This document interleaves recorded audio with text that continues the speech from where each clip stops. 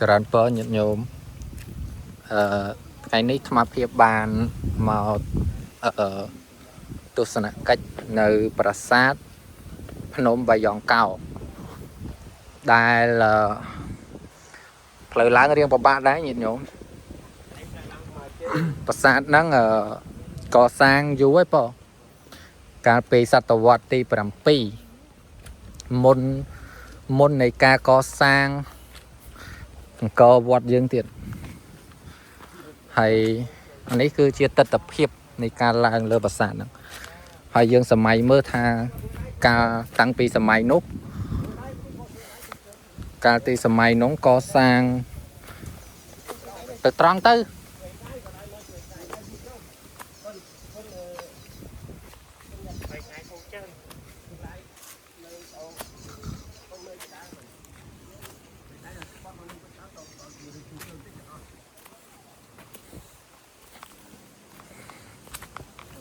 លើដើរផ្លូវវៀងបងអ្នកនាំផ្លូវគាត់ថាដើរផ្លូវវៀង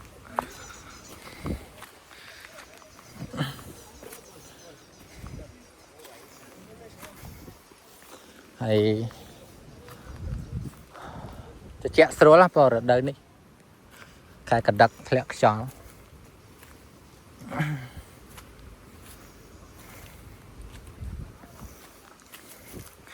ចាំមើលទីទៀតញាតិញោមអាចអញ្ជើញទស្សនាប្រាសាទទាំងមូលអានេះគេហៅថ្ម3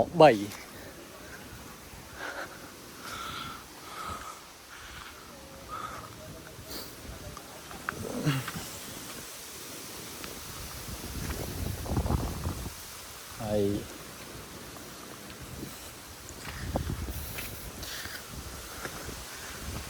យើងគិតមើលញាតិញោមការកសាងនៅសម័យនោះ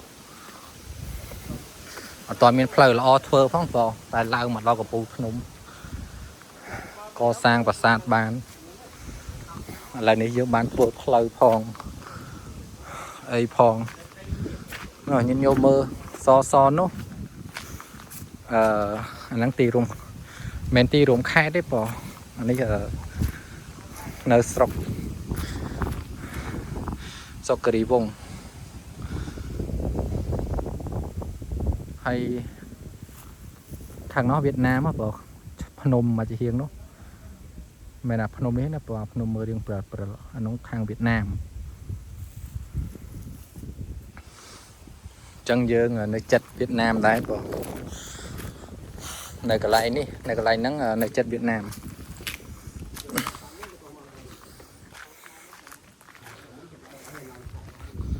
ចឹងតែឡើងខាងមុខប្រាសាទមុនឡើងប្រាសាទមុនចូលប្រាសាទមុនសុកចិត្តតែកន្លែងបាក់មុន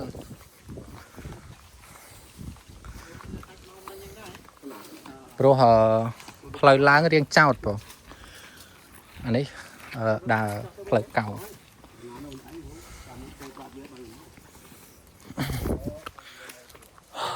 នៅទីនេះសិតថ្មហើយការកសាងប្រាសាទហ្នឹងគឺដើម្បីថ្វាយទៅដល់ព្រះសិវៈជាទូទៅញាតិញោមប្រាសាទក៏ដូចជានិរមប្រាសាទនានាជាច្រើនគឺកសាងភាគច្រើនគឺថ្វាយទៅដល់ព្រហ្មញ្ញសាសនាមានតិចណាស់ដែលប្រាសាទកសាងដើម្បីថ្វាយដល់ពុទ្ធសាសនាមានដូចជានៅសៀមរាបមានប្រាសាទបាយ័នប្រាសាទហ្នឹងក៏ធំប្រាសាទប្រាសាទតាទួត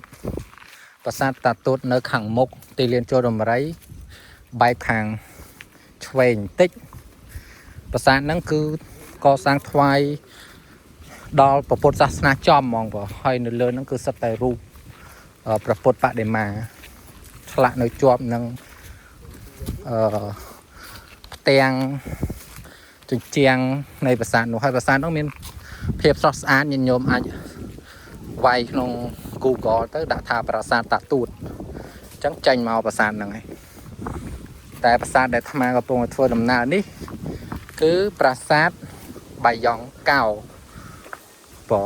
បដាក់សាអាយោសម្រាប់ពីបាយ័ង់ gió là pi gió nừng ngầu hỏi co đã xả áo nừng rầu bỏ và hai gì trắng ấy chẳng chmua nữa sát bài giòn cào mình cào không thế cào rồi này nhôm quật nòm làng khơi phơi ấy bỏ phơi cào ấy nhôm như rôm tơ miếng cà phê diêm cho nhiệt nhôm xạ sầm mai mới bỏ nơi cà nó có sang lơ tầng ắt do từ đạn nơi hàng lớ cà phê diêm nó cứ thom nè tầm rôm để co sang ban và sang mùi mùi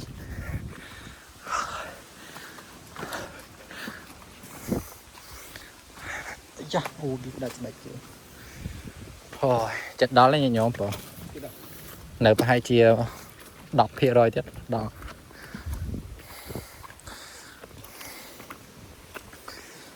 anh ấy cái sao đặc sai dân tàu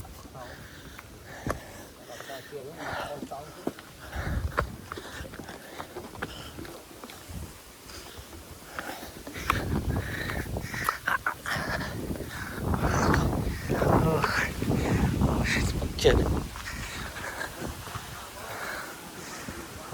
xong coi đi nhìn nhôm ơi pua nó nhìn nhôm bật pha mơ nó bỏ vón nó cầm pua 300 mét 300 mét cất bị cào màu cầm pua 300 mét nhôm 300 mét bị cào màu nâng mà tam kia là xây màu phải bắt sáng nữa lớp rồi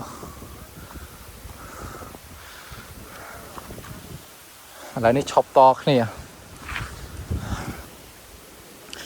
ហើយ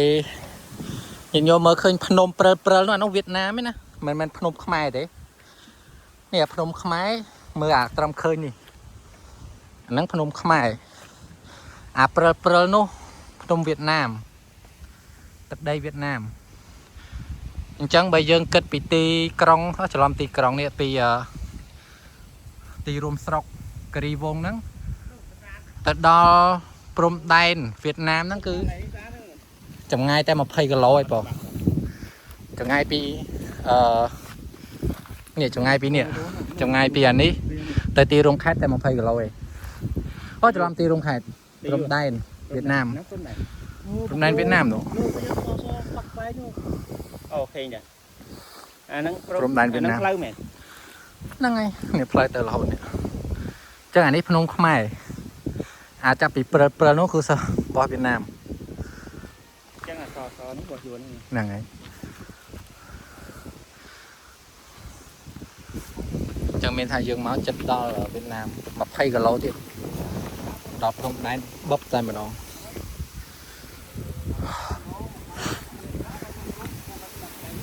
ជាអស់បង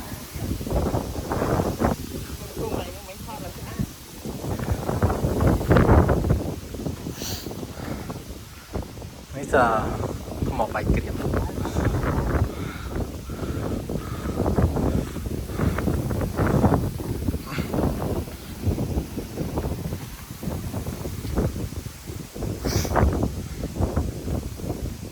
ឡើយយើងឡើងចិត្តដល់មែនតើណា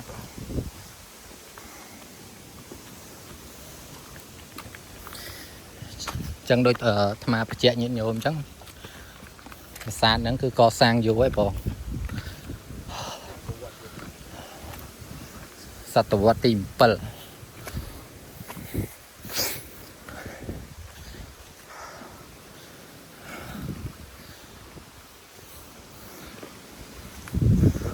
ឃើញផ្លូវឡើងហើយបងចោត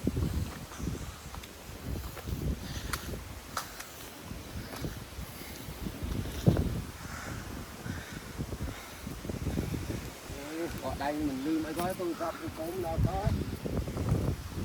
ដាក់ដាក់ទៅលឺអូនហើយครับเป็นไรលឺ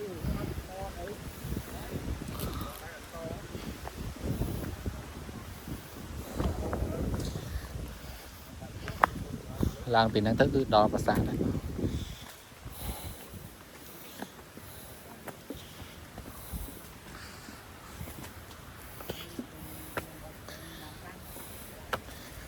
អូ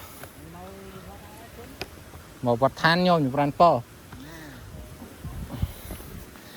ôi bật chỉ hot mẹ tôi tí xin đọc xa đấy nhôm này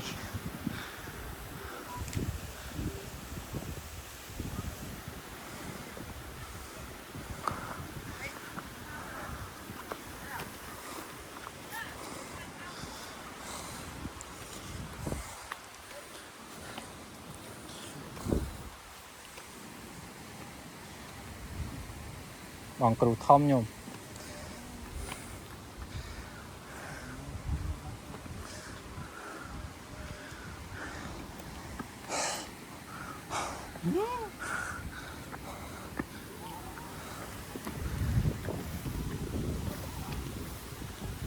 rồi nè nơi nắng nghe nè nơi nắng nghe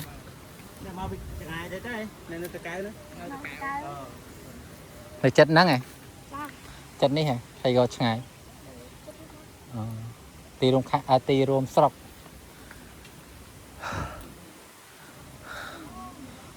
hot hot lụt lần tầng hỏi nè